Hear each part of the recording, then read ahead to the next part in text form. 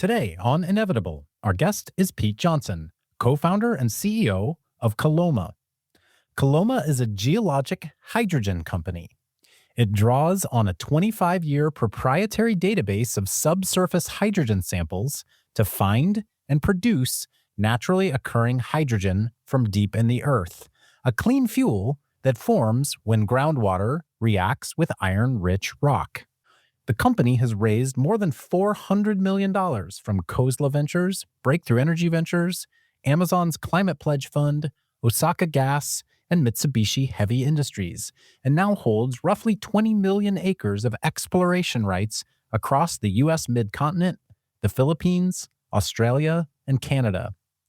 Natural hydrogen would be the first new primary energy source since nuclear power in the 1950s. And that alone is an incredible thing to explore. But lately, Koloma has been putting real focus somewhere more specific, the potential for natural hydrogen to reshape fertilizer production in the U.S. Midwest. I was eager to ask Pete how that became the first market and what it says about where this goes next. From MCJ, I'm Cody Sims, and this is Inevitable. Climate change is inevitable. It's already here. But so are the solutions shaping our future. Join us every week to learn from experts and entrepreneurs about the transition of energy and industry. Pete, welcome to the show. Hey, nice to be here. I'm a big fan. The burning question I want to start with is, I think any of us who've been following the energy transition space are familiar with the company you're building with Koloma and this quest for geologic hydrogen, but I have no idea what the name means. What is Koloma? Oh, this is a fun one. So Koloma is a valley in California where Sutter's Mill is located. So this is where the very first kind of big gold nugget was discovered that launched the whole California gold rush, that launched San Francisco and sort of launched the Silicon Valley mindset, in my opinion. So it's spelled with a C on the map, but K is a better letter for branding, better letter for a website. But that's really what we named the company after. And what an apt metaphor for what you're trying to do, which is, as I understand it, discover the first new primary energy source that potentially will come online since nuclear fission in the 1950s. This is a big swing. And as I looked hard at it when we were deciding whether to jump into this or not, it's just recognize that if this works out the way we think it could, it'll be a big dogleg in the way we think about energy. It's exciting.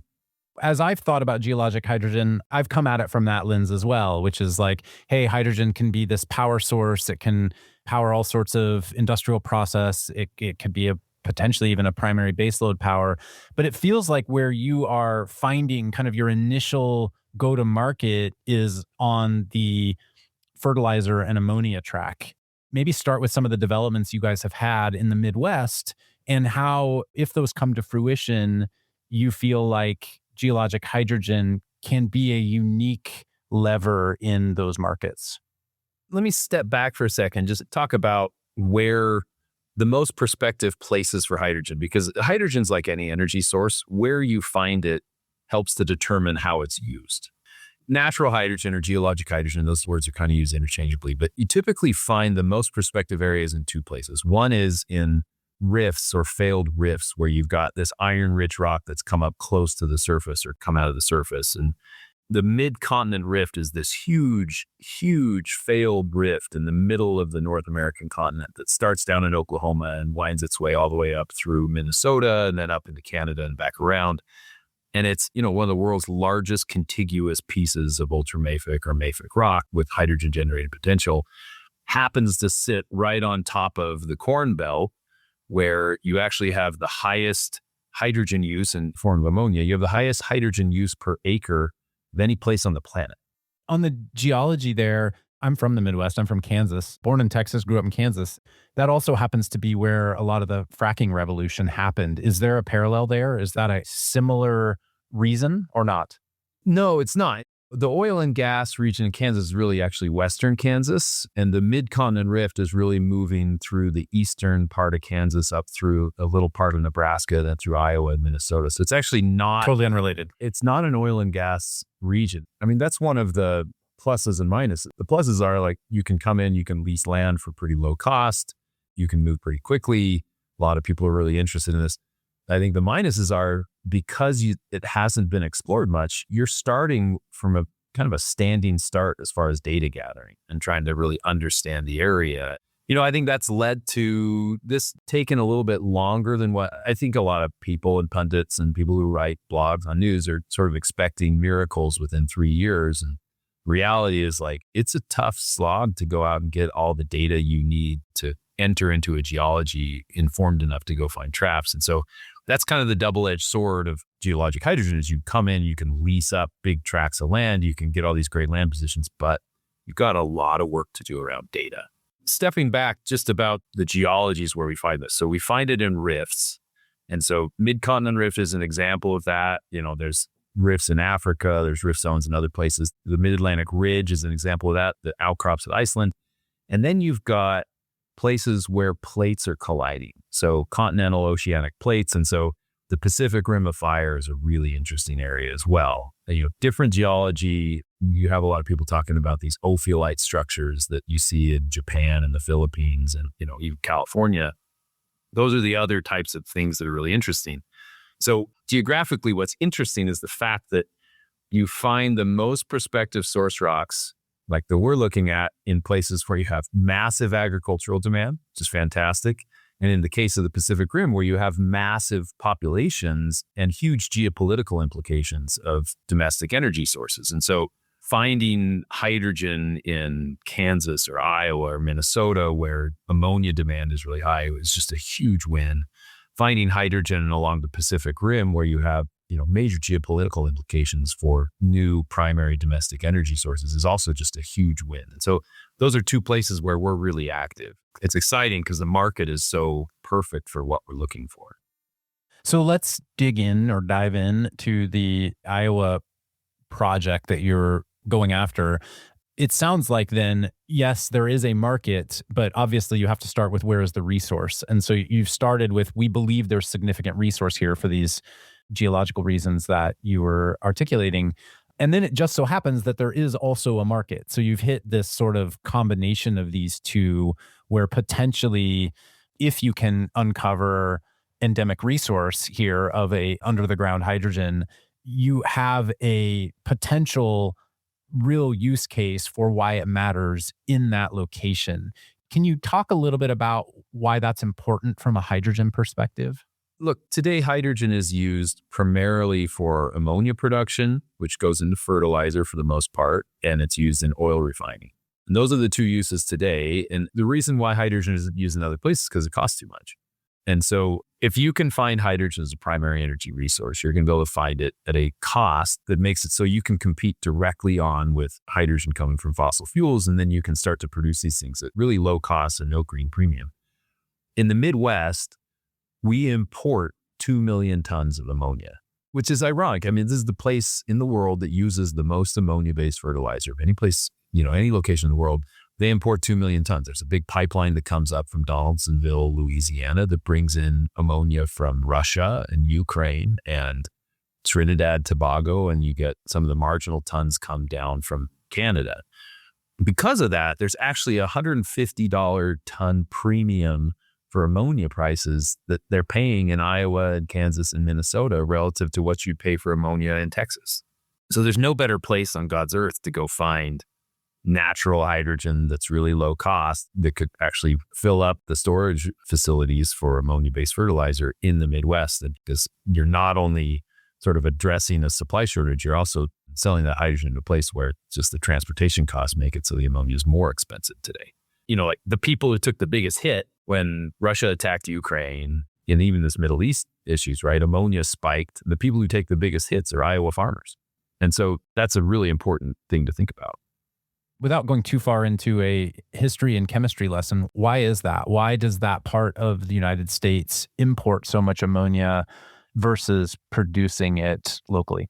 The ammonia industry is a pretty complex industry and it's dominated by a few very large companies. And they have various rationales as to why they build producing plants in the places they have. But one of the things that you want to do today is you want to build ammonia plants on top of the lowest cost natural gas you can. That's why a lot of ammonia is produced in Texas or in other places like that. But there is ammonia produced in Nebraska. There's ammonia produced in Iowa. It's just a bit of an imbalance of where it's produced and where it's used. And, that's probably an interview for somebody from Koch or from Nutrien to talk more about that. What I know now is that there's just a huge imbalance of where it's produced and where it's used. And a lot of it's steam methane reformation. You're co-located, as you said, next to a natural gas plant. And you just talked about at the start how this rift that you're exploring along in Iowa and eastern Kansas actually is not a natural gas producing region by default, right? So you don't have this sort of local resource where you could set up ammonia production. As I understand it, with hydrogen, one of the big challenges of it as a molecule, which I think you can also produce ammonia using hydrogen without natural gas. Is that correct? That's right. Almost every ammonia plant today uses natural gas. They split it into hydrogen, and then it's a hydrogen plus air equals ammonia. That's how you actually produce ammonia. As I understand it, with hydrogen, one of the biggest challenges of it is that it's hard to move because it's such a small molecule. It's a challenge to move. And so if you can generate a local resource of it, you solve that co-location problem just using hydrogen instead of using natural gas. Am I following the thread correctly there? I would frame it a little differently. So first off, we have 1,600 miles of hydrogen pipeline in this country. We know how to move it. We know what the pipeline should be. ASME has a whole book about how to pipe hydrogen around it. Every refinery and ammonia plant has miles of pipe that's moving hydrogen. So it's expensive to move. It's just expensive to build pipelines in general. That's the broader thing. The large industrial gas companies are really good at moving hydrogen.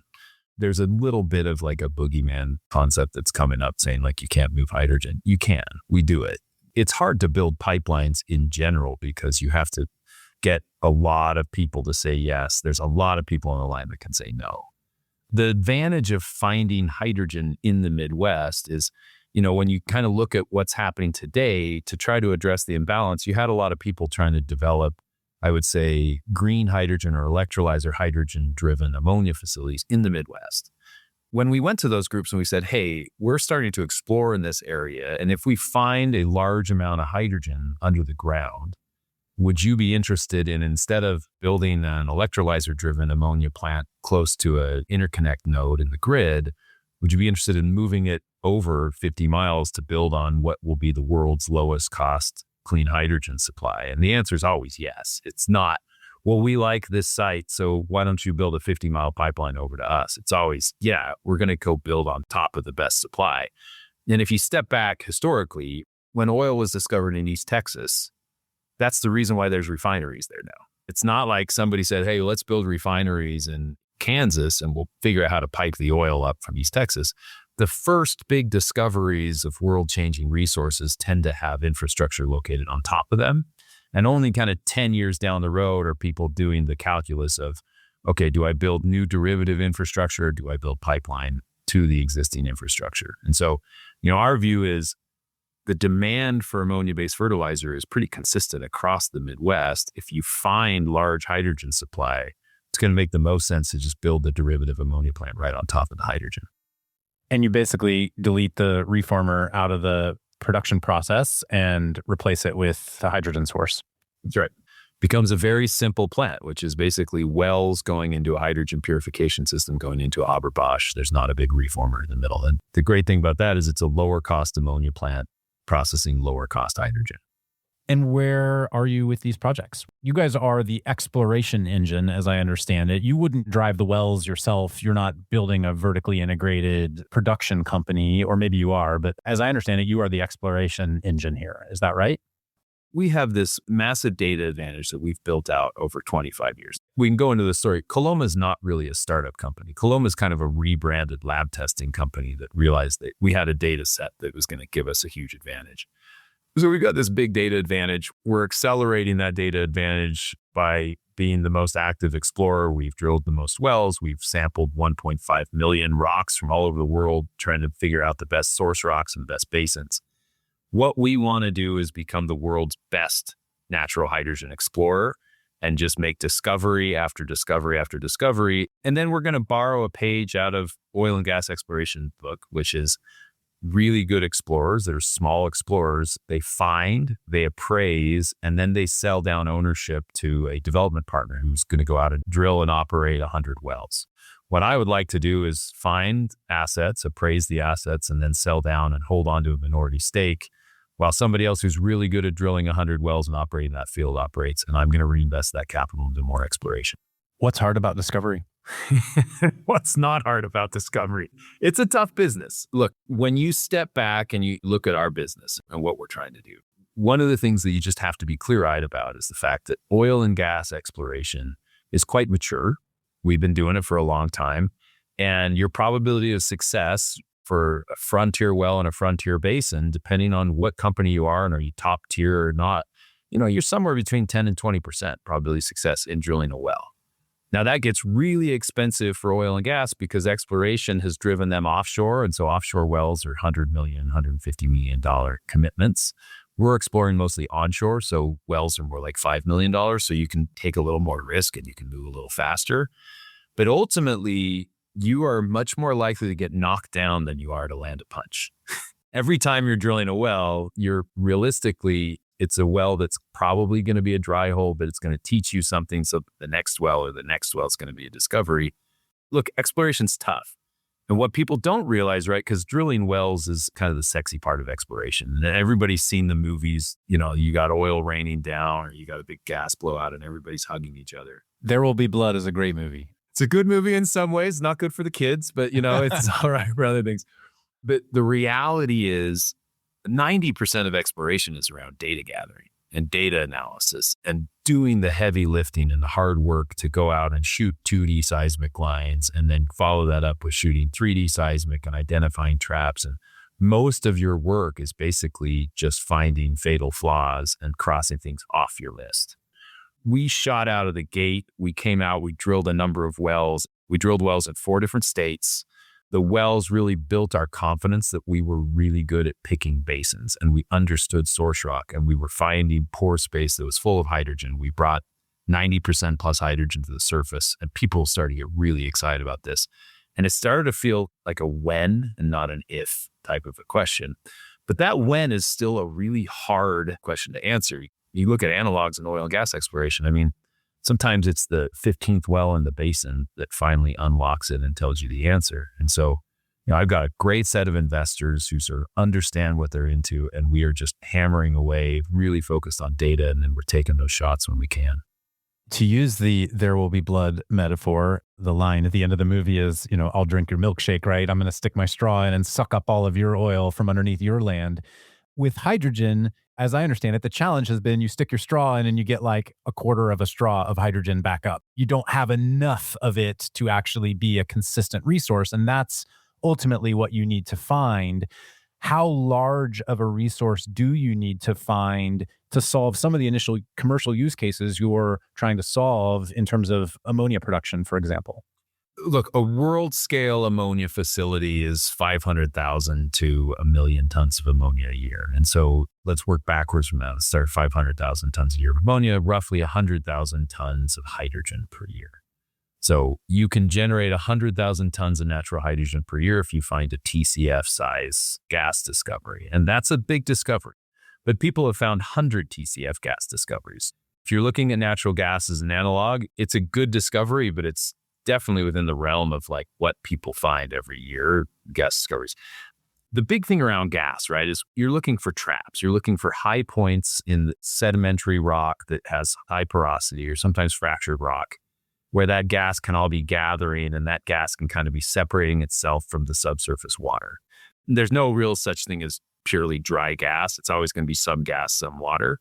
But you're looking for gas that might be 50% gas, 50% water, 30% gas, 70% water.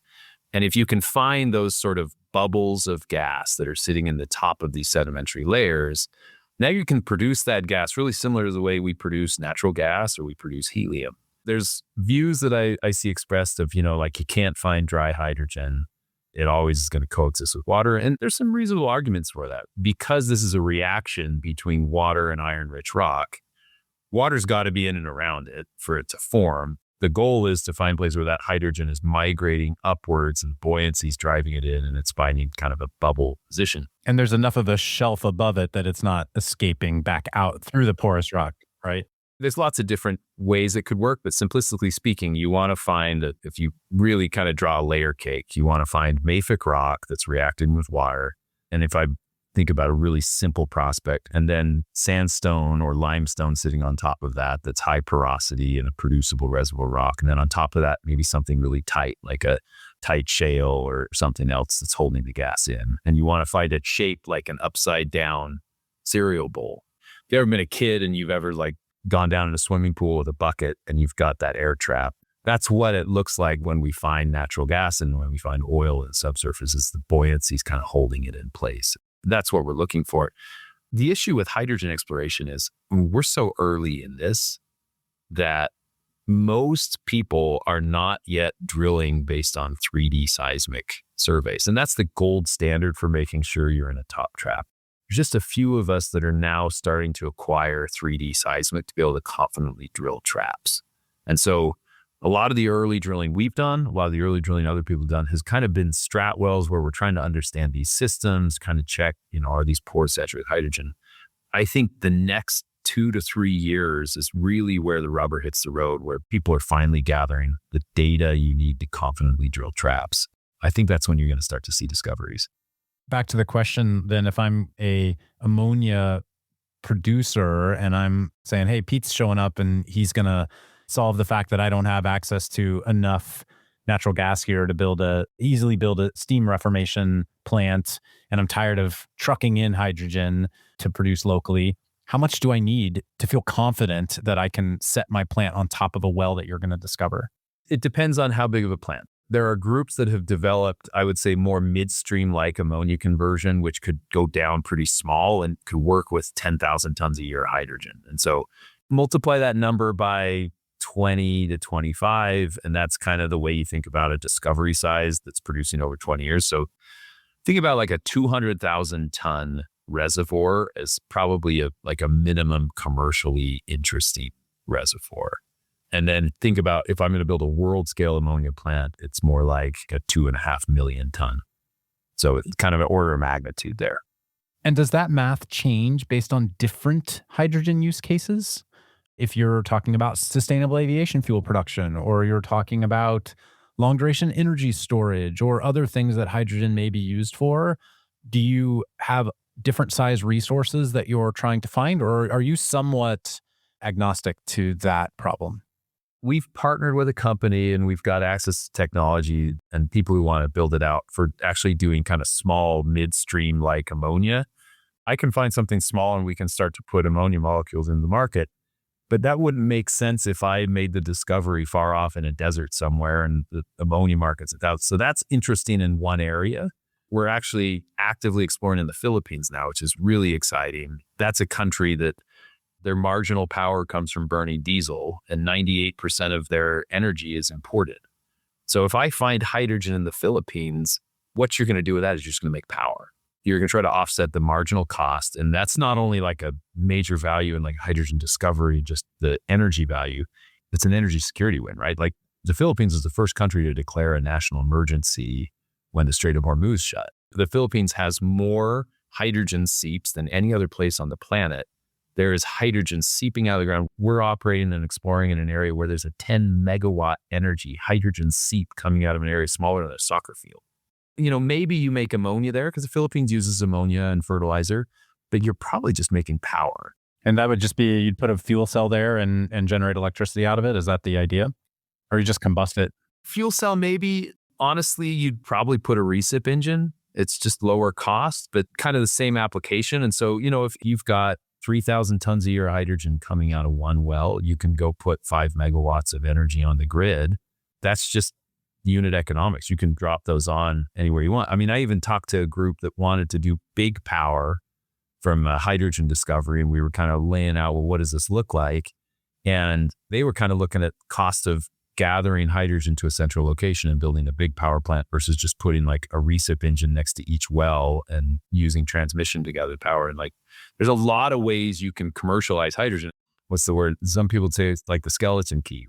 You can use it for power. You can use it for steel. You can use it for a sustainable aviation fuel, fertilizer. It really comes down to price. Can you produce it at a price that's meaningful? It's sounding to me most realistically that with natural gas, you can have a 300 megawatt natural gas power plant, and that's like not abnormally sized. I think with hydrogen, it sounds like more realistically, you'll end up with a lot of smaller distributed plants, 5 megawatt, 10 megawatt, 20 megawatt resource. I think it'll depend. So, for example, we're working in a place in the Philippines where we're measuring gas at the surface that is flowing at a very fast clip. It's 9 million years old. So 9 million years old gas coming out of the surface tells you it's coming from a really big accumulation. Is that accumulation commercially producible? Is the porosity right? Is permeability right? We don't know. If it is, and it's that big of an accumulation, you may be talking about 200,000 tons a year of hydrogen being produced from there, and you'd produce 300 megawatts from that production field. It really just depends on field size. I mean, the point I'm making is we have solutions for small fields. Solutions for big fields are really, really easy. It's squinting at small fields and saying, okay, what would we do with this small amount of energy out here, on the coast of the Philippines? That's the one where you got to be a little bit more creative and thoughtful. But some of these fields, I mean, we're looking at some things that could be TCF, 2 TCF type size. I mean, we just drilled into something that our initial estimates might be 4 TCF, and we're working the process on it right now. Like, that's a big field. So from a power production, essentially, if you discover smaller resources, you can still build sustainable businesses. With the ammonia use case, you need a larger resource for it to be a viable facility, it sounds like. It sort of depends on how you're planning to use it in terms of what size resource ultimately you need to discover. There's always going to be people who say, hydrogen is just if you find it too far away, it's going to be hard to use. And I think that's a rational view. If I find hydrogen out in a desert somewhere and there's no electrical transmission, there's no power demand, and there's no ammonia demand, if I can coax somebody to come out and try to put a steel plant there, great. But there are places in the world where if you find hydrogen, it's kind of a big deal question. It's a shoulder shrug. Our goal is we filter those out early on our ranking process. I have a good commercial team who's sold a lot of hydrogen and knows the business well. And some places they say, we know you guys love this rock, but we don't think we can sell it here. That's a tough decision for you as the founder, right? Because you ultimately still need to have that eureka moment where you discover a resource that's sizable enough that you can say, yeah, we did it. And yet, if you do it in a place where no one can use it, like you said, well, it's not really a business. So who cares? But it is, from a science perspective, it's a big deal. It's a really good question. And I would say there is still value in that proof point. If I make some discovery in a far-flung place, all the financial guys are shrugging their shoulders saying, what are you going to do with that? Well, it turns out the way that we're finding oil and gas today is we basically go find big discoveries here, and then we go find an analog basin over here and say, okay, this worked here. Let's try there. So there's still a lot of sort of learning value and exploration acceleration value for making a discovery in a place that's hard to market. But yeah, you got to weigh that against, I really want to sell the gas. You could argue that discovering oil in Saudi Arabia when it initially happened maybe wasn't in the most convenient location for using said oil, right? It's just that oil is much easier to move around, I think. That's the difference, is we can pretty confidently explore for oil in really far-flung places. But if you just step back and look at hydrogen, hydrogen's going to be a little more like natural gas, where the infrastructure to be able to handle it, move it. Gas, we can put it in LNG, we can put it in pipelines, we can do stuff with it near the wellhead. But nobody's really interested in finding gas in like really, really remote places. It's hard to use, right? Hydrogen's going to be similar. Pete, we didn't do the service of actually talking through your background and like why you're the guy to go try to solve this problem. Boring. Yeah, but you've got your credibility in terms of trying to solve this problem is pretty top tier. So maybe just give us the highlights here for listeners who don't have familiarity with you. Early in my career, I ended up at Stanford in a PhD program studying engineering because I kind of wanted to be in the mecca of energy entrepreneurship. That lined up that right when I did that, you started to see this big ramp up of interest into clean tech 1.0. I was lucky enough to get pulled into a solar company that's backed by Kozla and Kleiner, that I was given leadership roles beyond my years because nobody really knew what the heck they were doing. And we ended up doing a really good job. When we built a company, we sold it for good profit, good multiple for the investors. It was a solar thermal company, and I saw our industry basically dying on the vine as silicon prices came down and natural gas prices came down with the shale revolution. And so I started to think about fuels and what are we going to do with really low cost hydrogen rich fuel like natural gas. And that led me to founding a company called Monolith Materials. That's the world's leading methane pyrolysis business. And that kind of ended me eyeballs deep in the hydrogen business. I had no intention of dedicating a career to hydrogen in any respect, but when you're splitting natural gas into carbon nanoparticles and hydrogen, you got to figure out how to sell both. And so started to really understand who are the buyers and who are the talkers, who just wants to put something on their front 40 to greenwash the plant, who really wants to buy volumes, really understand the market. 2018, 2019 rolls around, people started getting really interested in hydrogen. I stepped out and took a role in an oil and gas private equity firm that wanted me to build basically a clean fuels investment strategy, energy transition strategy. So I was looking at hydrogen and renewable diesel and geothermal and lithium, all the things that an oil and gas firm should be thinking about if they want to make money outside of their core area. So I was kind of in this happy place working in private equity, coaching soccer and raising my kids. And the Breakthrough Energy guys came to me and they said, hey, we are really interested and we want to stand up this natural hydrogen business. We think we've got an angle. You've built hydrogen businesses, you've built businesses, you know the oil and gas space well enough, like come do this with us. My first reaction was, guys, like, give me a break. This sounds too good to be true. Like hydrogen coming out of the ground. I mean, all these people are just killing themselves trying to figure out how to produce this affordably, and it's challenging. And they introduced me to Tom Dara, who's my co-founder of the business. And Tom had spent 20 years of his life basically running a small commercial lab while he was building his academic career at Duke and then Ohio State, but running this small commercial lab that was the world's leading lab for measuring oddball hydrogen samples. And like that's a niche business within a niche business. But over time, he ended up with 30,000 samples of elevated hydrogen across the world. And a bunch of those samples were 50% plus hydrogen content at the bottom of wells, drilled for oil, gas, water, uranium. When we started to look at that data and where it was showing up and how this could accelerate an exploration program, it started to get really exciting. The science of hydrogen generation in the ground is very well established. People understand that. The question is, well, where do you start? Where should an exploration program start? And Tom's database really gave us a head start. We could use that for two things. We could use it as not a drill here treasure map, but a bit of a, here are the best basins in the world where the hydrogen systems appear to be most active. This is where you should start your exploration programs. And then also with this training data set, we could build AI tools. We could build a bunch of other things that we could back test against it and just really accelerate. That's kind of how I ended up in this business. It was a bit of a rolling and tumbling into it. Ultimately, I asked a couple of friends in the oil and gas industry, really accomplished explorers, to come in and kick the tires and diligence this with me, with the express request to talk me out of it. And in the end, they ended up investing in it. And so that was kind of like I was stuck at that point. So I got it started. I love it. Thanks for sharing that backstory. I had two questions that jumped to my mind as you were going through it. The first, which we didn't cover when we were talking about how the discovery may end up being used with natural gas, you talked about, hey, it's usually some mix of gas and water, and it has to go through ultimately a bit of a refining process before it turns into actual natural gas. What happens with hydrogen coming out of the ground at the plant itself? What processing needs to be done on it? Normally, when you produce natural gas and you produce hydrogen or you produce helium, you're going to take this through basically a separator tank where the water is separated off from the gas. And then the water is going to get processed, cleaned, re-injected, disposed of, whatever's appropriate. And then you've got this gas stream. And there's no such thing as a pure gas stream coming out of the ground. Maybe somebody in Saudi Arabia has found something somewhere. But in general, you've got your target gas and then you've got some cats and dogs with it. And with the hydrogen we found, what we tend to find existing with it is primarily nitrogen. Sometimes we see a little bit of helium. Sometimes you see a little bit of methane.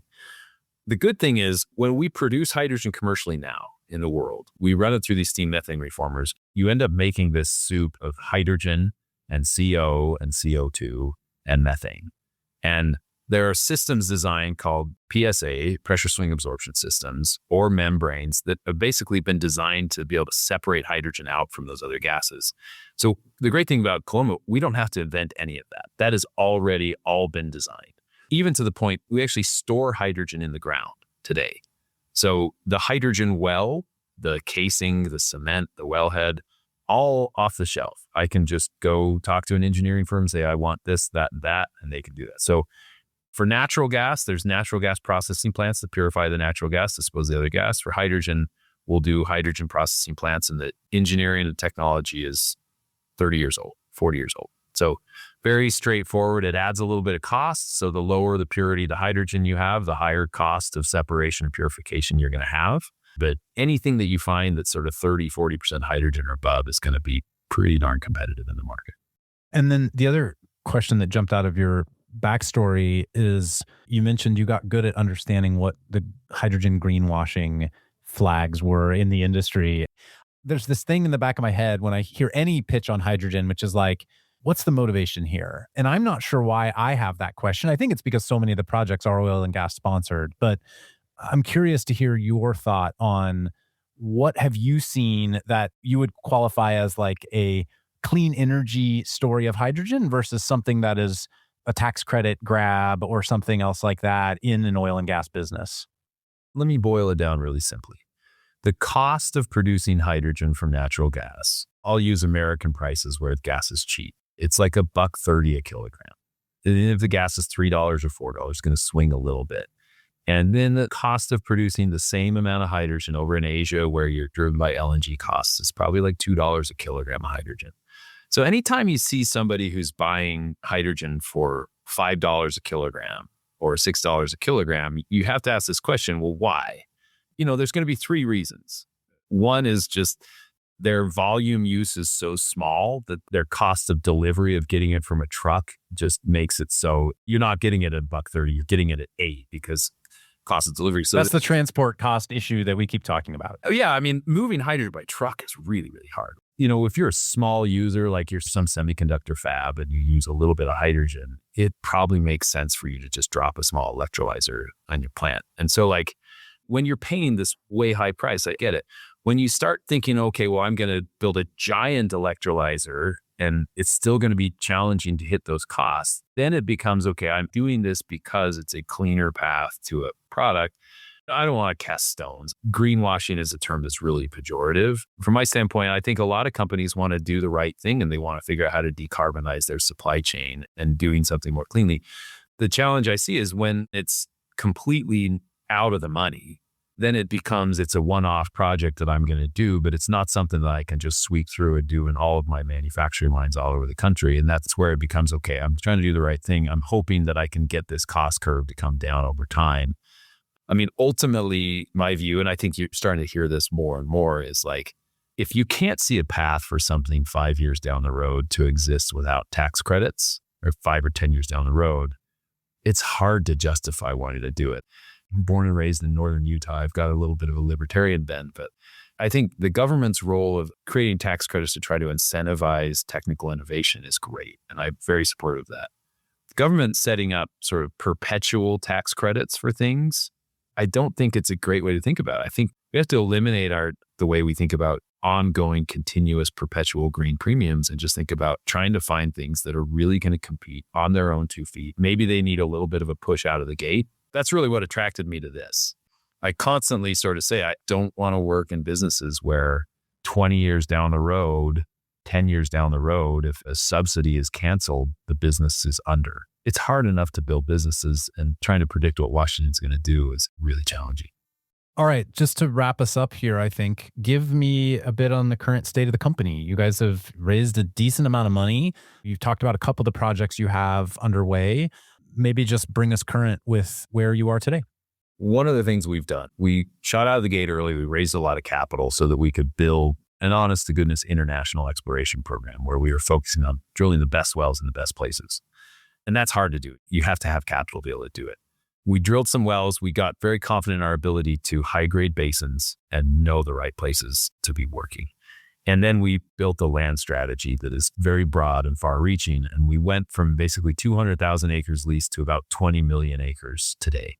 And those are across the US, in the Philippines, and Australia and Canada through partners. We're going to be expanding into a couple of other countries very shortly. So at this point, we've got this massive land position. And we are in the middle of doing the heavy lifting now to really find the biggest traps and the biggest plays within all those different positions and high grading them. And so like mostly we're in the 2D, 3D seismic. We're in that knife fight right now, and we're going to start drilling exploration wells at a pretty fast clip. And 9 months is about when we're going to kick off. And then it's going to be like a well every month or two for the next 2 or 3 years. And I think that's when you're going to see big discoveries start happening. With a land position, that means you've taken out a lease on the land and own the underground mineral rights. Is that the idea? Yes. So in the U.S., you lease the mineral rights, typically from private owners and sometimes from the federal government. It's fairly straightforward, and you can do that through private deals. Internationally, you tend to make proposals of exploration commitments for blocks of acreage. And so it's a different game internationally. The Philippines, for example, said, hey, we've got these blocks of acreage that we want to see explored, because the Philippines, the government owns all the mineral rights in most foreign countries. And so they want to see a private company willing to come in and spend some money to assess the resource. And so you basically win those nominations by proposing a program, an exploration program. And so it's a lot lower cost up front to secure acreage internationally than in the US. And then it ends up starting to cost you because you have to fulfill your commitments over time. And so it ends up being net equal, but it's a good way to balance out, US leasing and global nominations. How are you measuring success along the way? We challenged our team to build a really diverse and strong land position, and they knocked it out of the park. So I checked that box. We challenged the team to come in and really demonstrate expertise in basin selection and high grading, and we think we knocked it out of the park on that. At this point, it's really acquiring valuable 3D seismic and geophysics that's going to give us confidence in traps. Ultimately, the big box that needs to be checked is we have to achieve commercial flow from wells. That's it. Exploration's a kind of a binary thing. You can go out and drill a lot of wells, and if you don't find anything that's commercially relevant, if everything's either low flow or this or that, you can talk a lot about how much you learned. But it's different from like building a machine and trying to get it to work, and it kind of works and then it almost works. It's a very nonlinear value creation curve. We're in that point where I think we've done everything right. We're building into it. And I think in 2 years, we're going to see some discoveries, and that's going to be really exciting. Where do you need help? If you talk about in DC, it's permitting reform. It's just being able to move quickly. I mean, this is like everybody, the interconnect, the transmission systems, everybody's kind of suffering from the same thing. We kind of can't get out of our own way in the US. Great thing about working internationally is it's a little slow up front, but once you've got it, the key stakeholder in the mineral rights ownership is the government. And so they tend to want to push you to go as fast as you can. And in the US, you sometimes find that you've got lots and lots of people who can say no. So that's an area where we're pushing, and we're engaged with really great people in DC, with senators and congressmen who really want to do the right thing and want to push things along, and recognize if you want to change the way we produce energy or do that, and you want to get to cleaner energy sources, the only way through it is to build your way. You got to build your way through it. There's no other way. So we've got a lot of people who are copacetic to that. The other area, we are constantly looking at opportunities and making deals and discussions with large companies that have lots of data. And so securing data, accelerating how much data we have access to, it's a big priority for us. This is a data game. Are there areas of the ecosystem that need to be built out around you, or do you feel like you're mostly able to leverage existing mature, whether it's oil and gas or other infrastructure? Meaning, do you see areas where other startups, founders who may be listening to this, could think, oh, I could see how I could take my technology and help support this growing, emerging, whatever you want to call it, space of natural hydrogen? What are those? What are those gaps of innovation that you think other players could help you with? I'll start. One side is around geophysics data.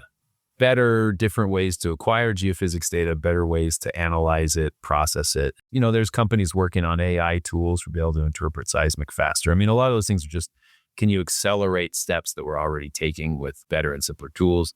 I talk to people who, have, different mousetraps. They say, hey, here's a geophysics tool that I can mount on a satellite and I can see this. And we tend to look at those and we look at those skeptically, but we're open to looking at new tools.